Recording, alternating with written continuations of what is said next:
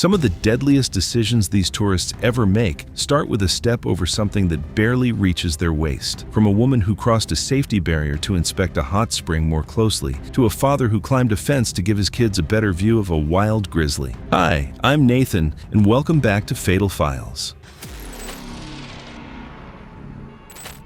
It was the 11th of July, 2016, in a basin up in the northwest corner of one of America's most famous parks. Steaming pools everywhere, some this insane turquoise blue, others this murky orange that honestly looks kind of alien. Wooden boardwalks wind through the whole thing, keeping everybody a few feet back from the water. It's beautiful, but it's also very clearly telling you don't touch. So let's talk about Christina. Christina Foster, 33 years old. See, Christina wasn't just another visitor taking pictures along the boardwalk. She used to actually work in mineral surveying. This was her world at one point before she switched careers. So when she's walking this boardwalk, she's not just looking at pretty colors, she's actually reading the ground, you know? She's got this little notebook with her, sketching out formations as she goes. This was personal to her. There's something kind of refreshing about seeing someone who's genuinely curious instead of just trying to get the perfect picture. We don't get a whole lot of that around here. And can we just talk about how insane these hot springs actually are for a second? The crust around them, the stuff that looks like solid ground, is sometimes only a few inches thick. Underneath it, you've got water that can hit almost 200 degrees Fahrenheit. And that is hot enough to cause fatal burns in seconds, not minutes, seconds. So far, Christina had been taking her time. She stopped at the warning signs. She read them. She even wrote a few things down. But further along, in this quieter stretch away from the crowds, she spots this cluster of mineral deposits just past the railing. And it looks fine. It looks solid, dry, totally normal. And you know what's interesting? It's usually not the person ignoring every warning who ends up making the mistake. Sometimes it's the person who genuinely believes they understand what they're looking at. She climbs over. She gets about 30 feet out, testing her footing the whole way, and it's holding. So she crouches down to get a closer look at the deposits, and that's when the ground under her knee just gives out. Witnesses down the boardwalk said they heard a short cracking sound, almost like ice breaking, right before she went in. And here's where it actually happens. She doesn't just dip a foot in. She goes forward hard, and both legs go under along with one arm, all the way up to the shoulder. The water at that depth is close to boiling. The moment her skin makes contact, it's not like putting your hand near a hot stove. It's immediate and it's total, the kind of heat that damages tissue on contact rather than building up over time. She's able to push herself back out within a few seconds, but a few seconds is already more than enough at that temperature. What follows is her trying to get herself back to the boardwalk while her body is going into shock. She makes it part of the way, crawling because she can't put weight on her legs anymore, before she collapses and can't move further. A family walking by, about 100 feet away, hears her and finds her on the ground. Cell service out there is garbage, so someone flags down another visitor who's got a satellite messenger. Even then, it's a 40-minute wait for rangers to reach her on foot, since the boardwalk sits well past where any service vehicle can get access. When they do get to her, the burns cover a significant portion of both legs and her arm,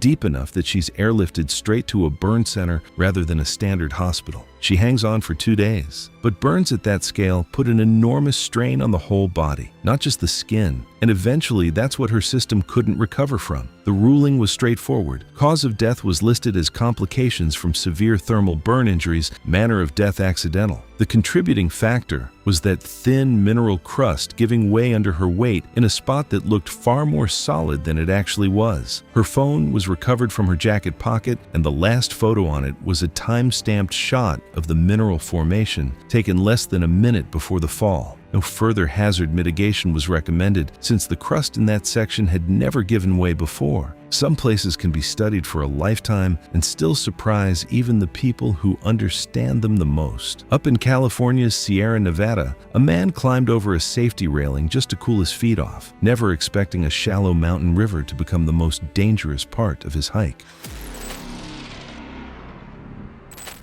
It was the 4th of August, 2015, on a trail in the Sierra Nevada leading to the top of one of California's most visited waterfalls. It's absolutely gorgeous, but from a distance, the river doesn't look nearly as dangerous as it really is. Brian Nicola Lowry was 42, out on a trip with a group of old friends celebrating a milestone birthday. He'd flown in from out of state, and it had been a couple of years since the whole group had been together, so most of the hike was spent catching up. Everybody was relaxed, joking around, just enjoying finally being in the same place again. Brian had grown up around water. He'd been swimming most of his life. And I think that's worth mentioning because sometimes the more comfortable you are around water, the easier it is to forget that not every river plays by the same rules. The river itself looked pretty harmless from a distance, but that time of year, it was still being fed by snowmelt higher up in the mountains. The current was stronger than it looked, and the rocks beneath the surface were coated in a thin layer of algae that made them incredibly slippery. A lot of people see a river like that and think the biggest question is how deep it is. Out there, the depth was probably the least important part. I mean, after hiking uphill in the middle of summer, who's not thinking about finding some cold water? There's a metal railing running along the top of the falls and signs on both sides in bold letters telling people flat out, do not enter the water above this point. The group stops here to catch their breath after a long, hot climb.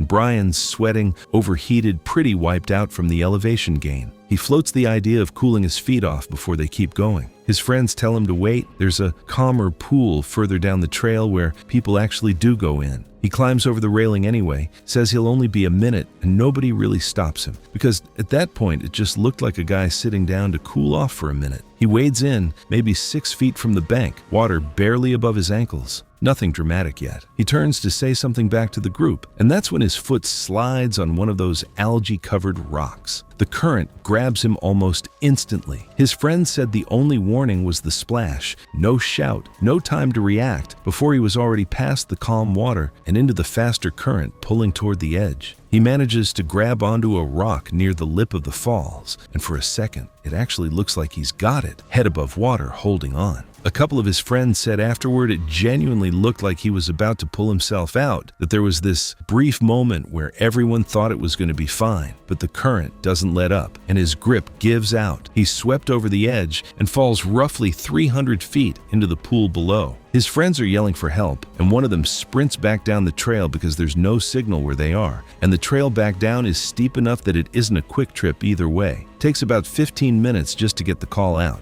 Rangers get to the base of the falls within the hour. That pool down there is deep and rough, which makes recovery a slow, difficult process, not something they can just wade into and pull him out of. It takes 2 full days before they find him, about a quarter-mile downstream from the base. Cause of death gets ruled as drowning, with blunt trauma from the fall listed as a contributing factor, consistent with the impact of going over a drop that height before ending up in the water below. One of his friends had taken a photo of the group minutes before he climbed the railing, and the timestamp put it at just under 10 minutes before the fall. His phone and backpack never left the top of the trail either. His friends had been holding onto them the whole time, so there wasn't exactly a mystery to piece together here, just a straightforward, fully witnessed accident. The case closed as accidental drowning. No changes were made to the railing or signage afterward, since the area was already marked as a known hazard before this happened. I think that's why fast water scares me more than almost anything else in nature. It's one of the few things that reminds you how little control we actually have. Down in southern Utah, a young man accepted a challenge from his brother, not realizing a few loose rocks beyond a railing were all it would take.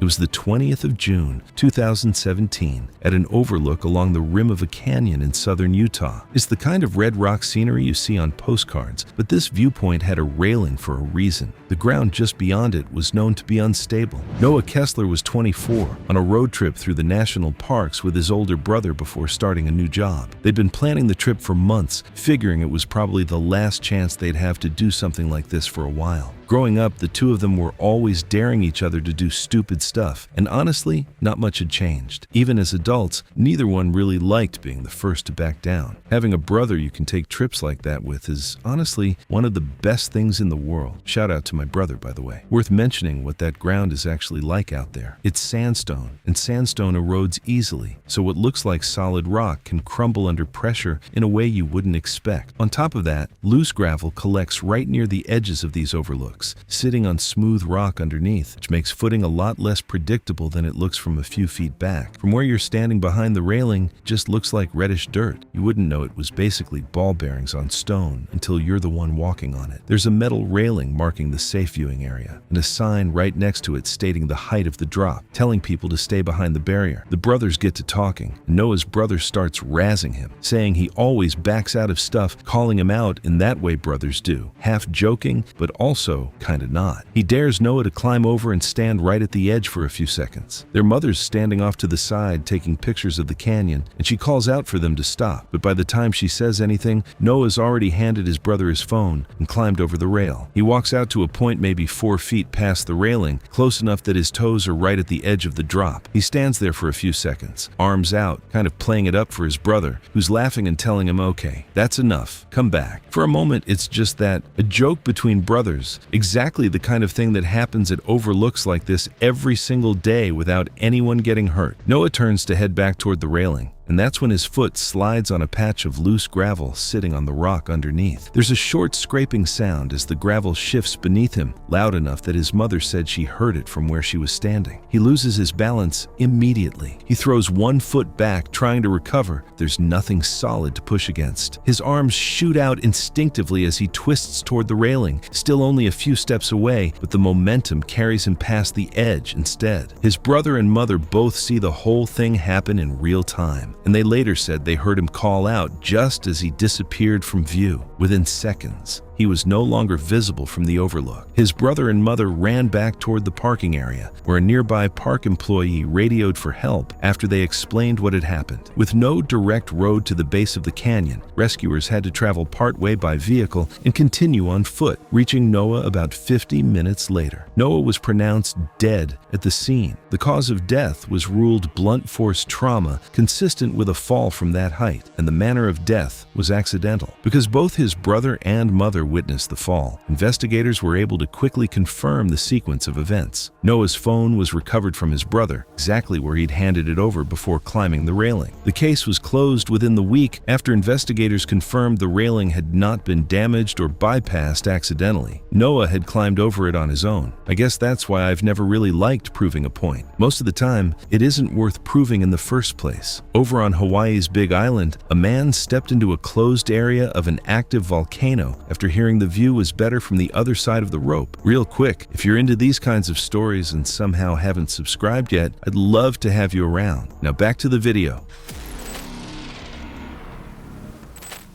It was the 2nd of September 2018 at a volcanic park on the Big Island of Hawaii, home to an active caldera that glows faintly red at night when magma sits close enough to the surface. That glow is the whole draw for a lot of people, and there's a designated overlook where you can actually see it legally, safely, from a good distance back. Justin Mabry was 26 on a 2-week trip around the islands with one of his closest friends. They'd been talking about this trip since college and were trying to squeeze as many parks into those 2 weeks as possible. Both of them had plenty of backpacking experience, and I think that's worth mentioning because after you've spent enough time outdoors, it's easy to start trusting your own judgment a little more than the signs around you. The ground around the caldera is rough volcanic rock, and in some spots, gases naturally seep up from underground. One of them is hydrogen sulfide. At low levels, it smells like rotten eggs, but at higher concentrations, it actually shuts down your sense of smell. So by the time it becomes truly dangerous, you might not smell anything at all. The worst part is, you can't see it either. God forbid I ever have to choose, but I'll take something loud and obvious over something completely invisible any day. There's a rope barrier marking off the closed section nearest the caldera, along with several signs citing hazardous gas and unstable ground as the reason for the closure. Justin and his friend had heard from other travelers earlier in the trip that the caldera glowed after dark and that you couldn't really get the full effect from the legal overlook. Neither of them put up much resistance to the idea between the two of them. The signage was there, but by his friend's own account afterward, he'd basically skimmed it without absorbing what it actually said. They climb over the rope a little after 11 at night and start walking, roughly 200 yards out across the closed section, staying close together, using their phone flashlights to pick a path across the rock. At some point, his friend notices a faint sulfur smell in the air, which isn't unusual near an active active caldera, so neither of them thinks much of it, not realizing that smell fading, rather than getting stronger the closer they got, would have actually been the real warning sign. My brain would have checked that one off immediately. Smell gone? Fantastic. Let's keep walking. Justin's walking a few steps ahead when he just stops talking mid-sentence and goes down, dropping straight to the ground without putting his arms out to catch himself. The kind of fall that happens when someone loses consciousness rather than trips. His friend calls out to him and starts moving closer, and within seconds of getting near that same spot, he starts feeling lightheaded himself, dizzy enough that some instinct kicks in, telling him to back away instead of pushing forward. He retreats to clearer air and grabs the satellite communicator they'd brought for the trip, since there was no cell service out there at that hour in that part of the park, and sends out a distress signal. The message goes through, but between the remote location and the time of night, it still takes close to 2 hours for a rescue team equipped with gas detection tools to safely reach where Justin's lying, because going in without that equipment would have put more people at risk of the exact same thing. Justin is pronounced dead at the scene. Cause of death is ruled as asphyxiation from exposure to volcanic gas, and there's no external injury found on his body at all. Nothing to suggest a fall or any kind of trauma, just a sudden collapse in a spot where the air itself turned out to be the danger. Investigators figure the gas had pooled in a small depression in the terrain, right where Justin had been standing, completely undetectable without the right instruments. Recovery crews wearing gas monitors carried him out roughly an hour after they reached the site. Once readings in the area confirmed it was safe enough to approach directly. The case gets closed as an accidental death, and the closure on that section of trail stays in place afterward, treated as necessary given exactly what happened. It's weird to think the biggest threat that night wasn't the volcano itself, it was the air around it. Meanwhile, in Montana, a father crossed a fence so his kids could get a better look at a grizzly bear, convinced the animal was too relaxed to care.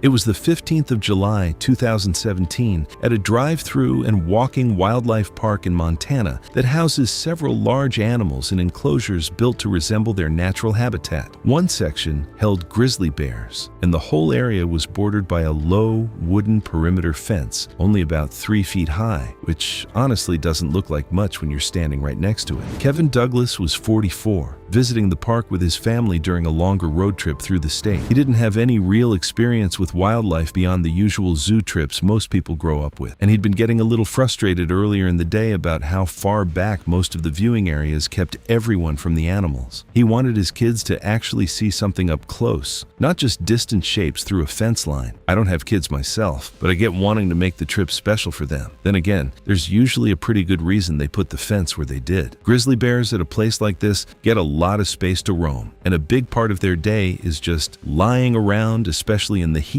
which makes them look completely still and harmless if you don't know what you're looking at. That stillness doesn't mean sedated, and it definitely doesn't mean slow. A grizzly at rest can be on its feet and covering serious ground within a couple of seconds if something triggers it, and it doesn't take much. See, this is why I'm perfectly happy with binoculars. There are signs posted along that perimeter fence stating clearly that the animals are not tame, and that visitors need to stay behind the barrier at all times. Kevin's watching 2 bears lying in the sun, maybe 30 feet back from the fence, and he says to his family they look half asleep, practically harmless. His kids ask if they can get a closer look, and that's what does it. He climbs over the low fence, telling himself a few feet closer for a couple minutes isn't going to hurt anything. He gets about 15 feet into the enclosure when one of the 2 bears lifts its head and locks onto him directly. He stops walking, just stands there for a few seconds, and you can imagine that moment. The second he realizes the bear's actually paying attention to him now, not just resting anymore. The bear gets up onto its feet, and Kevin starts backing toward the fence. The bear closes that distance fast, way faster than anyone standing at the fence expected, covering what took Kevin over 10 seconds to walk in, maybe 2 or 3. Witnesses said it knocked him to the ground almost immediately and went straight for him, biting at his upper body and his arms as he tried to get back up. This wasn't one bite and done. It kept going for what witnesses described as several long seconds before park staff were able to intervene. By the time they pulled the animal off, Kevin had deep lacerations across his arms, his torso, and his neck. A park employee driving by in a maintenance vehicle nearby hears them and radios it in immediately. Staff get to the enclosure within about a minute, using deterrent tools to get the bear off him and away. A medical transport unit reaches the the park within 15 minutes, but between the blood loss and the severity of the wounds, there wasn't much that could be done by the time help got to him. Kevin is pronounced dead at the scene. Cause of death is ruled as traumatic injury from an animal attack, primarily blood loss from the lacerations, manner of death accidental. The park's enclosure and fencing get reviewed afterward and are found to meet standard safety requirements for that type of exhibit, which puts the responsibility for what happened squarely on Kevin, having crossed the barrier in the first place. His phone was recovered from the ground near where he'd climbed over, still recording a video he'd started right before going in, the last few seconds showing the moment the bear noticed him. The case closes within a matter of weeks. No changes to the enclosure or the fence height were recommended, since the barrier had done exactly what it was designed to do, which was keep people out, not stop them from climbing over it. Maybe respecting wildlife isn't about staying away because you hate them. Maybe it's because you appreciate them enough to let them stay wild.